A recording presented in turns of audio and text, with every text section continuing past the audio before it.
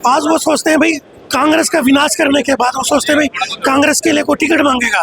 असंभव सी बात है। जितने भी इन्होंने दिखाया भाई, इतने लोगों ने पार्षद की टिकट मांगी, इतने लोगों ने मेयर की टिकट मांगी, तो आज वो लोग कहाँ से लेंगे। दिल से बधाई देता हूँ कि उसने इस टिकट को ठुकरा कर अपने वर्चस्व को कायम रखा। राजनीति है, वक्त बदलता रहता है, वो भी वक्त था और ये भी वक्त है। अब उस टाइम तो विजय जैन टिकट के चक्कर काट रहा था, आज कांग्रेस की टिकट विजय जैन के चक्कर काट रही है। आज ये बात आप देख लो, आप विकासनगर से देख लो, रामचंद्र कादियान पिछली बार कैंडिडेट था, उसने निर्दलीय लड़ने की तैयारी कर दी। 19 में सुनील वर्मा का कैंडिडेट था, उसने भारतीय जनता पार्टी को ज्वाइन कर लिया। वार्ड 17 से हमारा जागलन साहब कैंडिडेट थे, उसने आज भारतीय जनता पार्टी को ज्वाइन कर लिया। और मैं दावे से कहता हूँ जैसे जैसे चुनाव चलेगा 26 वार्ड के अंदर जो भी इनके कैंडिडेट थे सारे के सारे भारतीय जनता पार्टी ज्वाइन करेंगे और एक भी व्यक्ति इनके पास नहीं होगा जो भारतीय जनता पार्टी के खिलाफ चुनाव लड़ सके। के माध्यम से कहना चाहता हूँ तो हम शुरू से ही भ्रष्टाचार के विरोधी रहे हैं। अगर हमारी पार्टी के अंदर रहकर भी कोई व्यक्ति भ्रष्टाचार को बढ़ावा देता है, कोई व्यक्ति लोगों के काम नहीं करता है, कोई व्यक्ति किसी भी कारण से भ्रष्टाचार में लिप्त पाया जाता है, उस व्यक्ति को अपनी पार्टी में रहने के बाद भी हम पार्टी में रहने नहीं देंगे। गुटबाजी तो कांग्रेस की जड़ जड़ में है और हर व्यक्ति गुटबाजी का शिकार है। हर व्यक्ति चाहता भाई मैं आगे आऊं, मैं और मेरे की लड़ाई है। नमस्कार दोस्तों, मैं सलीम और आप देख रहे हैं नमस्कार भारत। हम फिलहाल वार्ड 17 के जो प्रत्याशी हैं सुरेंद्र रजनी गर्ग, उनके कार्यालय में हैं। उनके कार्यालय का उद्घाटन हो चुके हैं और बड़े नेता जो है यहाँ पर पहुंचे। पूर्व सांसद संजय भाटिया जी पहुंचे, विधायक जी पहुंचे और तमाम नेता इस समय स्क्रीन पर आप देख रहे हैं। उन्होंने आकर रजनी को जो है आशीर्वाद दिया है, समर्थन का पूरा जो है वो वादा किया है कि उनको भारी मतों से यहाँ से जितवाने का काम करेंगे। फिलहाल जो पूर्व में कांग्रेस के बड़े नेता रहे संजय अग्रवाल हमारे साथ हैं और कांग्रेस में क्यों टिकटें नहीं बट रही है, क्यों मेयर प्रत्याशी घोषित नहीं हो रहा है, इसको लेकर जरूर संजय से बात करेंगे क्योंकि कांग्रेस की नब्ज को वो जानते हैं। काफी समय कांग्रेस को दिया है, ये कहें कि अपने खून से कांग्रेस को सींचा है, लेकिन विधानसभा में कांग्रेस को अलविदा कहा। फिलहाल बीजेपी में एक सक्रिय नेता की तरह जो है अपनी भूमिका निभा रहे हैं। संजय जी, सबसे पहले स्वागत है नमस्कार भारत पर। नमस्कार सभी दर्शकों को सादर नमन। सर, मेयर का उम्मीदवार नहीं डिक्लेयर कर रही है आपकी पूर्व की पार्टी, आपकी नहीं कहेंगे अब तो कांग्रेस पार्टी, क्या कारण लगते हैं आपको? पहले तो ये बता दूं वो कांग्रेस पार्टी किसी की है ही नहीं, मेरी तो छोड़ो।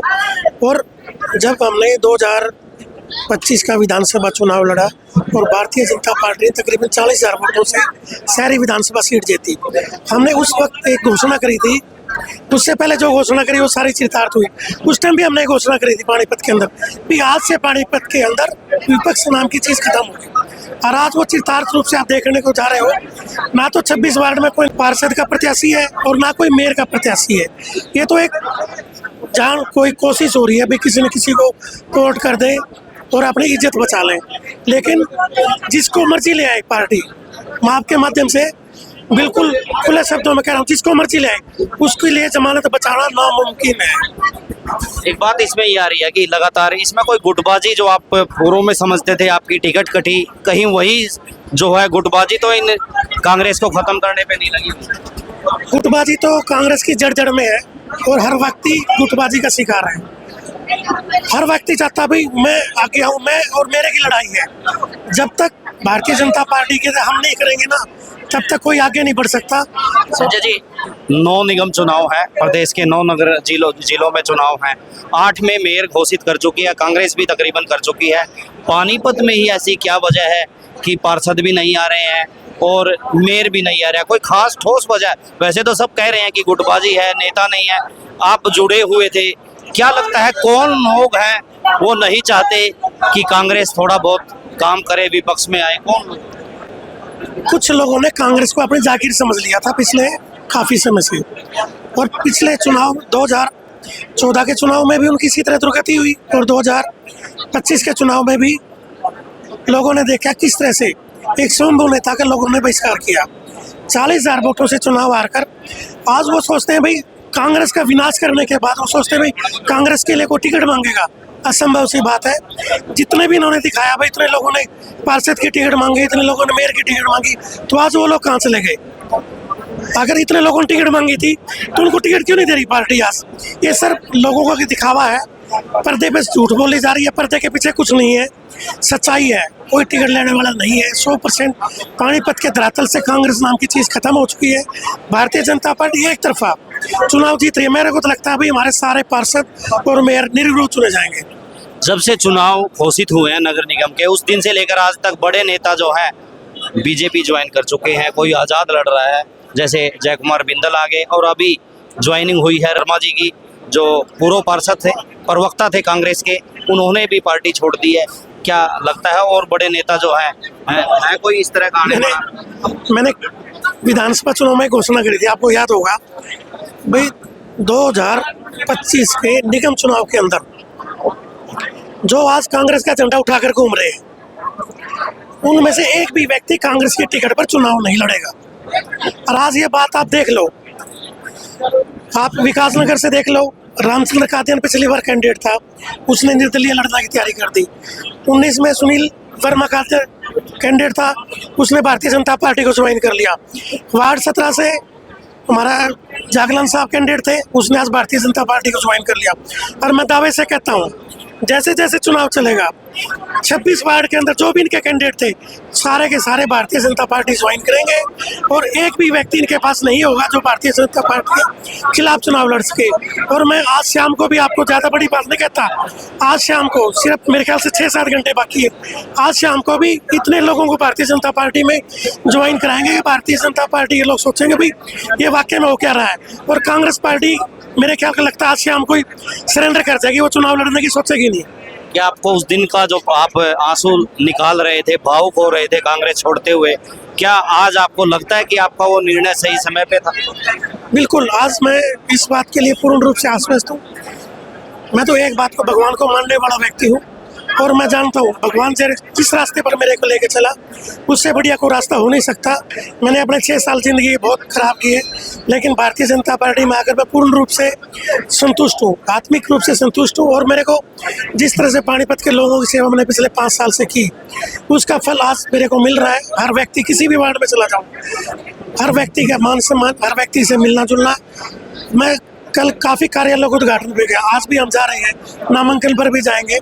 लेकिन जिस तरह से प्यार मुझे हर वार्ड में, हर गली मोहल्ले में मिल रहा है, उसके लिए मैं पानीपत के लोगों का दिल से आभार व्यक्त करता हूं। और उम्मीद करता हूं इसी तरह से आप लोगों का प्यार और आशीर्वाद मेरे साथ जुड़ा रहेगा, और मैं भारतीय जनता पार्टी की सेवा करता रहूँगा। थोड़ा लिंक से हटके हैं, विजय जैन आपके घरेलू से लिंक है, आपके भाई हैं, आपसे मिलते रहते हैं। उनको कांग्रेस लगातार जो है टिकट देने के लिए तैयार थी, कई दिन का उन्होंने समय लिया, 2-3 दिन का। कई नेताओं के भी फोन आए, मीडिया में भी निकल के आई बात कि विजय जैन जो है मेयर पद के प्रत्याशी हो सकते हैं। उन्होंने टिकट जो है क्यों मना की, कोई कारण लगता है आपको क्यों मना? देखो, जब 2025 का विधानसभा चुनाव था, भाई विजय जैन लगातार कांग्रेस पार्टी की टिकट के लिए चक्कर लगा रहे थे। और आज देखो वक्त का सही पहिया कैसे बदलता है, आज वही कांग्रेस की टिकट विजय जैन के पीछे चक्कर काट रही है। ये सब भारतीय जनता पार्टी की नीतियां हैं। और मैं तो भाई विजय जैन को दिल से बधाई देता हूं कि उसने इस टिकट को ठुकरा कर अपने वर्चस्व को कायम रखा। राजनीति है, वक्त बदलता रहता है, वो भी वक्त था और ये भी वक्त है। अब उस टाइम तो विजय जैन टिकट के चक्कर काट रहा था, आज कांग्रेस की टिकट विजय जैन के चक्कर काट रही है। लेकिन भाई विजय जैन को दिल से बधाई देता हूँ, उन्होंने इस टिकट को अस्वीकार कर अपना कद ऊंचा किया, नीचा नहीं करा। और ये तो वक्त है, धीरे धीरे उम्मीद करता हूँ उन्होंने भारतीय जनता पार्टी में आना चाहिए और इस शहर की सेवा करनी चाहिए। और ये बहुत बढ़िया निर्णय है उसका। रजनी गर्ग, सुरेंद्र गर्ग के बारे में क्या कहेंगे? काफी भीड़ यहाँ पे कार्यालय उद्घाटन अवसर पर देखी गई। क्या लगता है रजनी गर्ग जनता की जो उम्मीद है, जो अपेक्षाएं हैं, उन पर खरा उतर पाएंगे? देखो, सुरेंद्र गर्ग भाई एक ऐसा व्यक्तित्व है जिससे हम पानीपत में आए तब से जुड़े हैं। और हम देखते हैं कोई भी सामाजिक, धार्मिक, कोई भी कार्य हो, हर जगह भाई की उपस्थिति रहती है। हमारा अग्रवाल समाज का मैं खासकर बात करना चाहूँगा, उसका पूरा यूथ एकजुटता के साथ भाई सुरेंद्र की टिकट सीट को, हमारी भाभी रजनी गर्ग चुनाव लड़ रही है, उसकी सीट को निकालने के लिए पूरी ताकत लगाए हुए हैं। और कभी भी मैंने इसको देखा, जब से हम आपस में साथी जुड़े हैं, कहीं इसको आधी रात को भी लाया हमने, बिना सोच समझ के पहुंच के उसने पूछा, हाँ भाई साहब बताओ क्या काम था।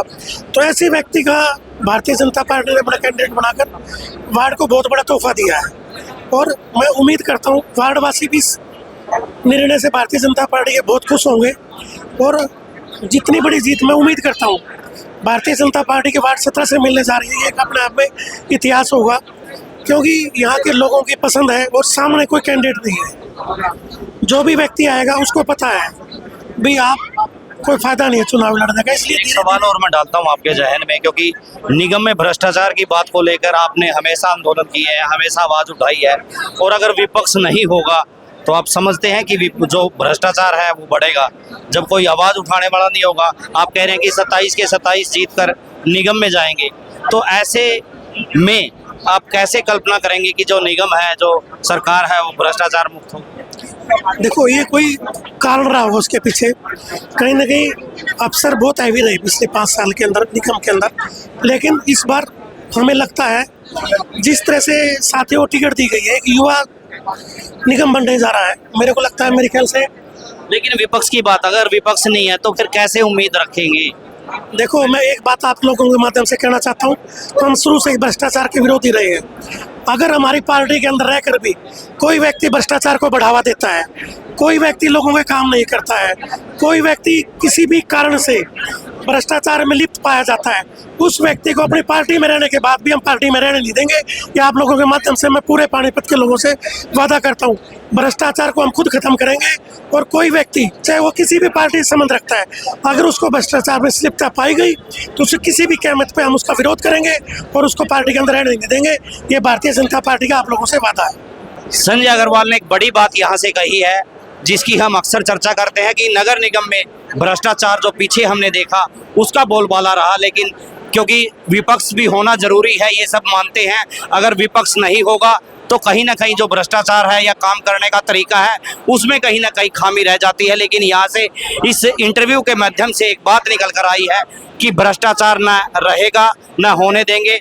पहले भी आवाज उठाई है, आगे भी उठाएंगे। तो ये बड़ी बात जो है संजय अग्रवाल ने कही है कि अगर 27 पार्षद जो है मेयर समेत बीजेपी के आते हैं, लेकिन उनमें भी अगर कहीं खामी हुई तो उनके खिलाफ भी जो है आवाज उठाई जाएगी। इनके विचारों को लेकर और आप बीजेपी की जिस तरह से कैंपेन चल रही है उसको लेकर आपके मन में क्या राय है वो कमेंट्स बॉक्स में जरूर दें। मैं अगली वीडियो में आपके साथ दोबारा मिलूंगा। नमस्कार, जय हिंद।